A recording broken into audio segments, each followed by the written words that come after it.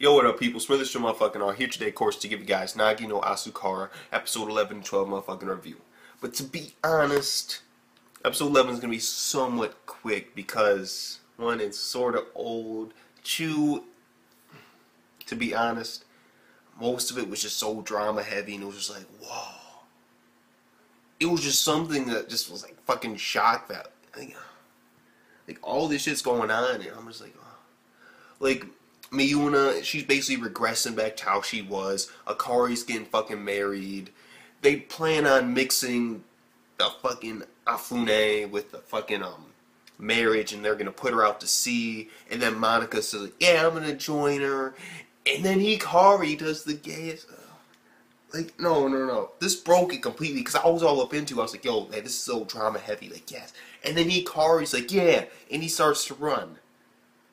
No, they had to fix that. Like, the running animation was so, like, there's no other way to say it but really gay. Like the dude's elbows did not leave his fucking hips for one instant. Like, they were, yeah.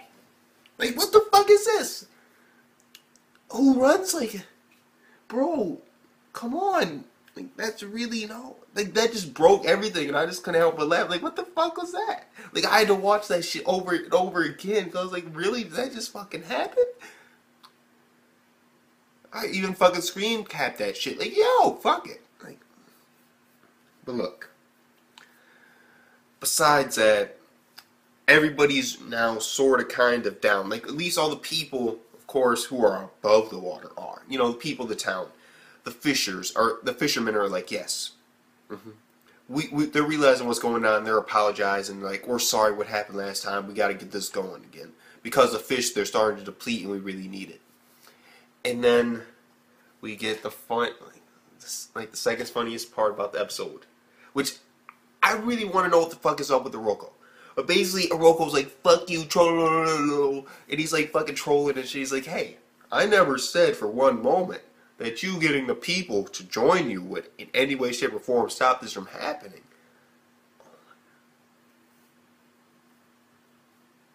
He was like a fucking troll, and that just gets me on to all this shit about Roko. Like what the fuck? Like, apparently, from what I'm led to believe, he's like basically the sea god fell in love with one of these people, and then he created Iroko as an embodiment of him. I don't know. It's fucking weird, but look. Either way, he trolled the shit out of him, and he says it still won't do anything. But it is obvious that the sea god, he gets his power from, you know, love and being worshipped and praised, like most gods apparently do. Like, that's actually like a legit thing. Like, gods apparently, the more people worship them, and like some like sort of like situations or like, what is it, like a setting, I want to say. Like, the more people that worship a god, the stronger he becomes. Because he, like, fucking Santa Claus, for instance. Like, if you believe, like the movie Elf, there you go. Enough fucking said. Like, there you go. You should have seen Elf by now. Like, come on, you most likely have. It's fucking Christmas time. You've obviously seen it recently. Like, anyway, look. Besides that, basically, we get the ending, which is a fucking cliffhanger with basically Chisaki saying that she's going to tell Hikari how she feels. And overall, even with that fucking run, I'll say it was a 9.2 out of fucking 10. It was a great plus episode. I mean, these kids, they're not supposed to be going through this fucking shit. Like, this is some scary shit. She's like, oh my, they're fucking crying. Like, she's trying to get her to go back to sea. And they're thickening and the whole thing with their Enna is getting thicker and heavier, and they're getting sleepy, and Hikari's like about to fucking pass out. They need water more frequently, and apparently eating will slow it down. Hibernation is one of those things. Like, I'm wondering how the hell these people can hibernate. Like, there's no way in hell. Like, I don't know. It's fucking weird. Like, are they gonna get flash frozen or some shit? Like, some fucking cryogenic frozen from their fucking Enna? Because that's the only way I think they could possibly continue to live. I mean, if they stop their fucking heart and body with no light, oh God, I'm not going into. I don't want to know how hibernation is a weird enough thing. I don't want to. I'm gonna actually look up more about it because I don't know enough about it. I want to exactly know what the fuck's going on with this hibernation Because it is 26 episode long, so I might as well learn some extra shit about hibernation, because fuck, why not? Because it is sort of interesting right now. Anyway, look.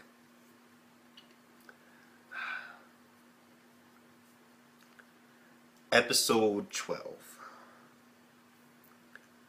Starts off with probably the most awkward scene. Like, really? Like, really? We got these little girls picking flowers, of course, for the wedding. And then they get into a cat fight over who's eviler, so that they can go. Like what?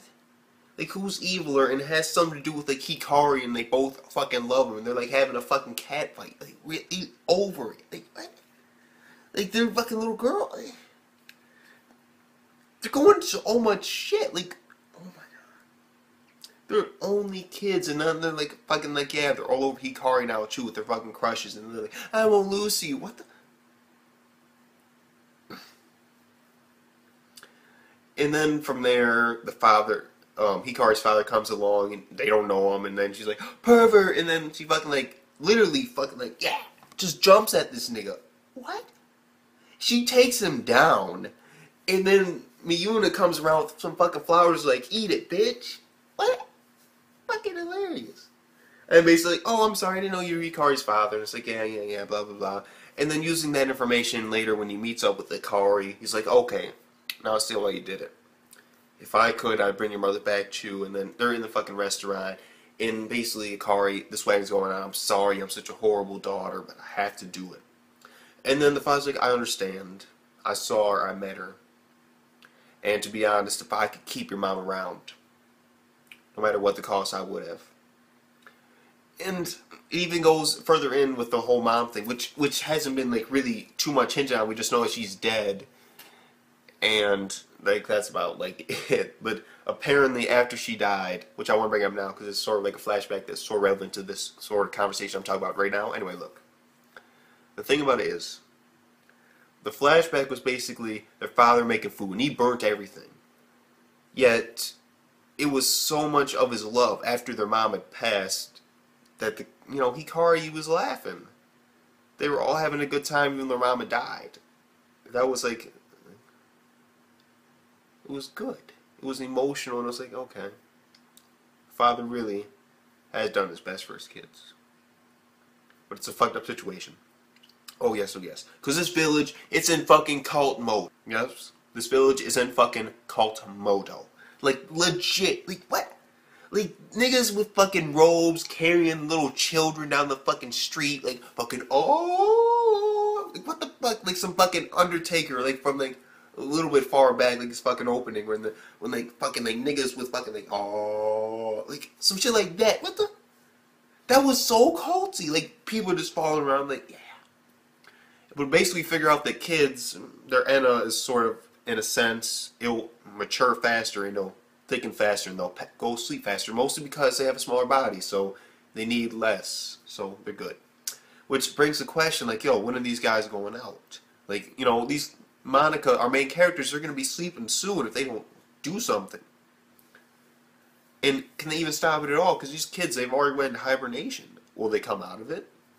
And we're just seeing like the entire city getting affected by this hibernation, like Monica's mom, which I'm just bringing up now because I'm not going to get into the whole Monica thing, no, not yet.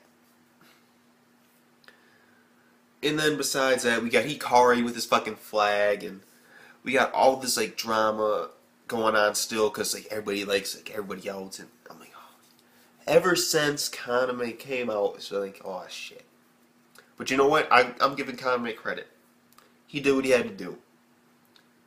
And I think that there's something about to go down with this nigga. Which I really, really, really want to know. Like, beyond. That's something I must know. Next week's episode, I'm expecting to see something that will shock the shit out of you guys. I'm not going to tell you what it is. But what if? If it happens, oh my god. I have to check this out for Nagi-Asu. I have to. A little bit off topic, but look. Okay, so basically besides Hikari picking up the flag, Monica's looking at him, she's like, when did Hikari become a man? And then she's like getting red-faced. And then basically they go and they see this whole cult thing, and everything's proceeding nicely. It really is. And then they start getting worried. They go back to their school. They're having fun. They're hanging out. And Chisaki's trying to find a good time and place to tell, of course, Hikari how she feels. And Monica, she's away, and so is Kaname. He tries to bring it up. Then she kind of chokes a little bit, so it's like, I'll tell you about it later, because Kaname comes over. And then basically Kaname, he knows what's going on. Then later on when they're playing, it's like, he's acting like the teacher. It was pretty funny, entertaining. Then Kaname is like, I got a question. And then he's like going through it like, oh, dude, and like, really now? Like, young student, all that shit. And then basically he's like, how do you feel about Monica? And he said what he needed to say.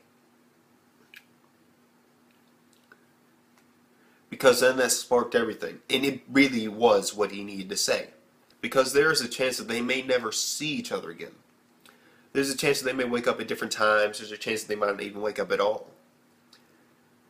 And he's just trying to get it all on the table. Because would you want to live without regret?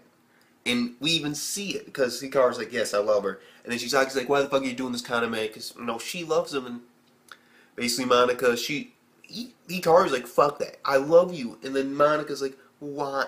I don't know. And then she fucking runs out. Then Hikari goes chasing after her. Then Chisaki goes chasing after Hikari. But there's a problem. Before she goes, she says, why the fuck did you do that, fucking Kaname? And then as she's running out, we look at Kaname. It's like, it needs to be done. And then he puts his head on the desk. Pay attention to that. What if? That's something I noticed that had to be said. What if? Then basically, you know, fucking Monica, she goes around the corner. Hikari is about to run around the corner. Chisaki, she's like, wait, don't go. And then she falls. And then she basically confesses to him in the snow. And then she's like, you can go now. I feel much better. And then Hikari's like, no. And he just sits down. He's like, so do I. I mean, I just feel better for saying it. And then it's like, that's what Kaname did. Because sometimes you have to say it. I mean, whether or not it just relieves that stress and burden from you. Like, you wouldn't believe, like, sometimes you just gotta do shit. Like, no matter how much, you know, it may kill you inside to say it. And it's like, oh my God, what could happen? What could happen? Oh my God, she could neglect me. She could say no. You know, she could break my heart. So, right now you're in a worse state. You're putting yourself through so much emotional stress. Emotional stress is way better than a bitch saying no. I can promise you that. Trust me. Like, oh my God. Trust me, it really is.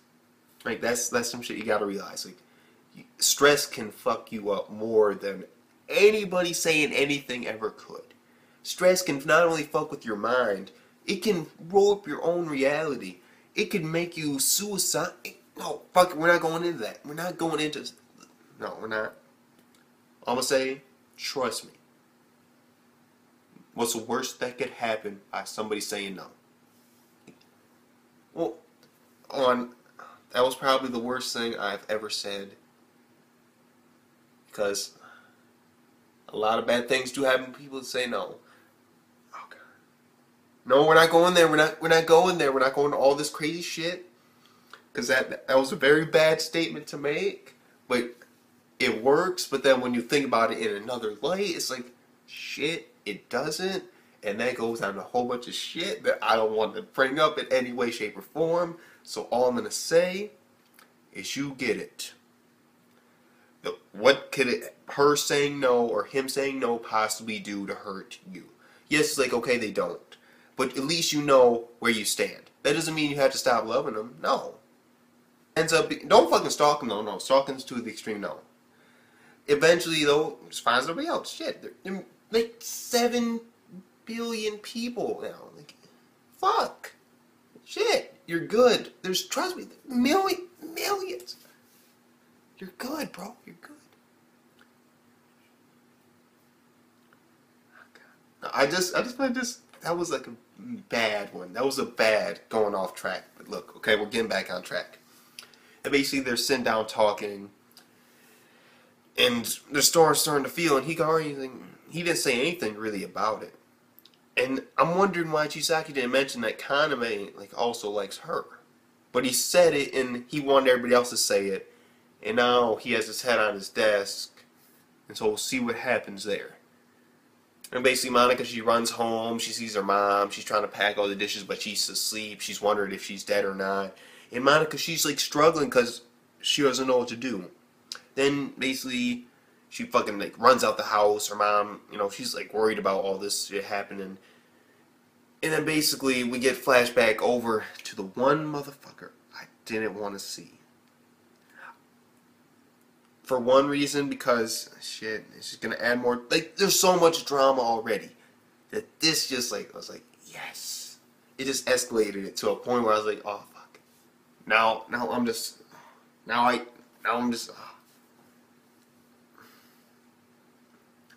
It was even worse because of the last thing she said before she saw him. No. Fuck. But anyway, basically the old man, he's trying to go out. Kihara basically's like, no, you're staying here. It's like, the old man's like, we don't know when the fish will be here. It's like, I'll go. And then basically, which I also want to realize, which I want to bring up really quick. Yes, this is something I have to bring up. Hold on, really quick, there's something I want to bring up before I get more into this. Because there is something that happened before about them like going on the bus, before, you know, on the fucking train to the city. And Kihara was meeting his mom. His mom was human. There was no way in hell that she is, of course, from the sea. But one of his parents had to be. And so it makes me wonder what the fuck's going on. Because her you know, Kihara's fucking grandpa. There's no way in hell, in any way, that he could have married somebody from the land. For one reason. That is because then there's no way in hell that with a human mom and a human, because remember, it doesn't pass down if you if you're with a human, it doesn't pass down, they can't be in the sea. And so it's like, shit. Because we're led to believe that one of his parents is from the sea. And so it makes sense, what if, you know, the grandfather and the grandmother, they moved over here after their son fell in love with this girl on the sea, and then basically the son died, and so the grandfather came to take over while the mom, she just went fucking crazy or insane or some shit. We'll see. There's definitely something there. Because I want to know more about that family too, which brought even more drama, but look.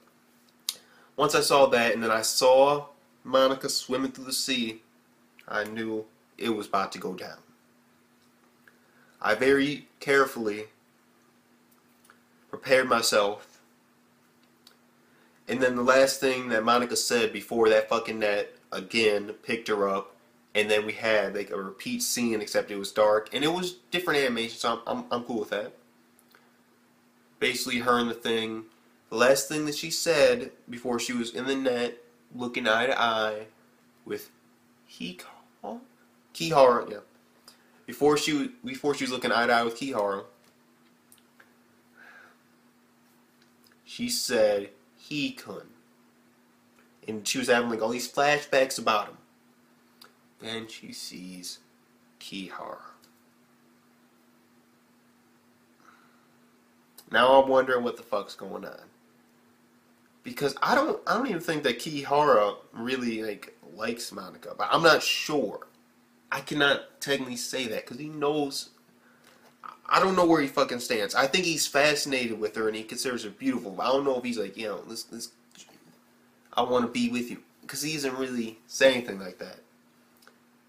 But he does have those looks. Like, he was staring deeply into her eyes, and that's how it fucking ended. Well, of course you can't see one. There you go. Yeah, it didn't help at all, but fucking look. That's why I wear the glasses, because eyes and lighting, it doesn't really fucking work. Because they're always fucking squinty, because I'm looking this way, and since I'm not looking up, you can't see my eyes. That's how it fucking goes, if you didn't know. Anyway, look. It was by far, this week, way better than last week, and that's a lot. Yet, it was so high. So, I'm giving this week, I'm going to say a 9.8 out of fucking 10. A near perfection. I have to give it because it is deserved. It's been keeping with the story. It's not fucking around. It is going straight in. This is some serious ass shit. And it is not fading in the least with the drama. It's just fucking escalating. And there's still backup drama that they can bring out any time.